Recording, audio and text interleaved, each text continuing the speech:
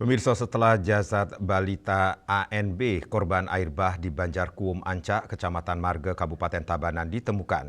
Kini, tim SAR gabungan kembali menemukan jasad Yuliana Da Costa Makum, perempuan 29 tahun yang merupakan ibu balita tersebut di aliran Sungai IEG di Banjar Koripan Kaje, Desa Abiantuwung, Kecamatan Kediri, Kabupaten Tabanan.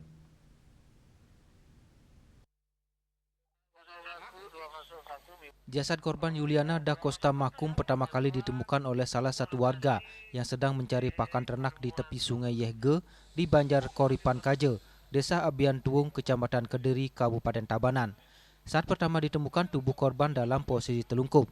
Kepala Kantor Pencarian dan Pertolongan Denpasar Inyoman Sidokaryo mengatakan korban Yuliana merupakan korban terakhir yang masih dalam pencarian tim SAR gabungan. Korban hanyut sejauh 6,9 km dari lokasi kejadian dengan heading 180 derajat.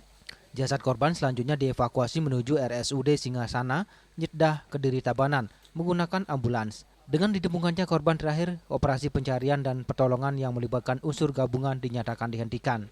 Penemuan korban yang kedua ya, di sejauh 6,9 dari lokasi kejadian dan kondisi ibu tersebut adalah meninggal dunia.